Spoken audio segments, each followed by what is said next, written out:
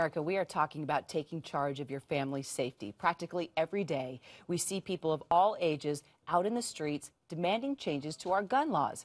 I mean, look at this. Yesterday, students marching in Manhattan. They're hoping to keep the pressure on lawmakers. We'll show you that in just a second. But there's also this rally in Denver.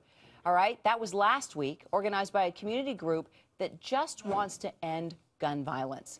But for many of us, owning a gun is an important right. It's about protecting your family, like this Georgia mom who actually made headlines last month for what she did.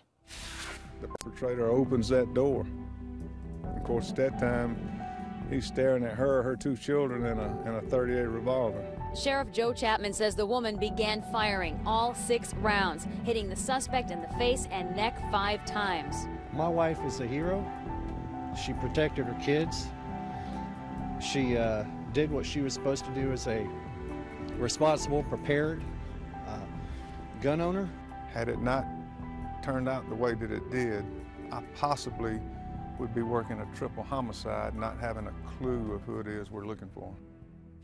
So is bringing guns into our homes a good idea? We've got a perfect group here to talk about this. Syndicated talk show host Bert Weiss just bought his first gun, by the way. Lisa Belkin writes about parenting for the Huffington Post. She's written articles on gun control and parenting. She heard that we were doing this story, and she's going to weigh in on the conversation via Skype. And Christy, you just took actually your first trip to the gun range last night. Last night, and it was a fluke. We didn't know we were doing this story yesterday. Why'd you buy a gun? That's my first shot, and that's my second, and I was so nervous. I was so... Why did you do it? Why did because you of that story. Part of it was because of that story. I mean, that was a daytime intruder. And if my husband is ever traveling, you know, we have the alarm system, we have the dogs, we have the neighbors, we watch out for each other, but we have a plan now. He bought a gun quite a while ago, and he said, you have got to get comfortable with this, and he was right. And you know, like your wife, it's hard to get comfortable with it. I had a hard time. Well, you weren't comfortable for 15 years. Now your wife, Stacey, says, okay. So you're going through the training. Yep. Why all of a sudden now is it okay? It's a very similar story, that story you just showed about the family in Georgia. For 15 years, I said to my wife, I'm a little guy. I'm 5'4". I don't exactly look like Shaq. People are not going to be intimidated by me. But you're tough, Bert. Let's just lay it out there. I'm going to be tougher if I have a gun in the house.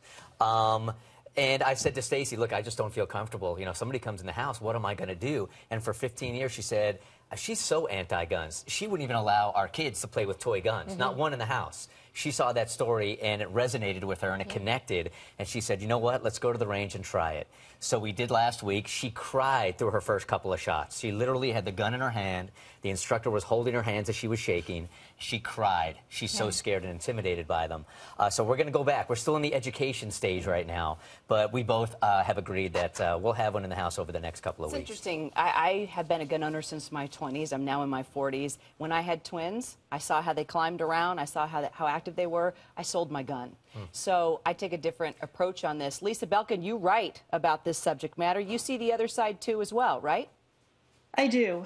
I'm not here to argue against someone owning a gun to protect themselves. I think that is a really good reason to own a gun. I think that to conflate that with, you know, an AK-47, I've got my dog howling here, by the way. He's my alarm system. I apologize. But, you know, to conflict, there are 2 conversations going on parallel tracks. Let's keep them as 2 conversations. It's one thing to say, I want to own something that I know how to use, that is designed solely to protect me, that can't take out a classroom or a platoon. And then there's the argument of, okay, if you are going to own that one simple thing, are you absolutely guaranteeing that it will keep you safe rather than put you in more danger? And, you know, that's a personal decision. The statistics say that more people are hurt by guns in their own home than are saved by guns in their own home. Right. But, you know, statistics don't feel like they matter when you're listening to a story like the one we just listened to.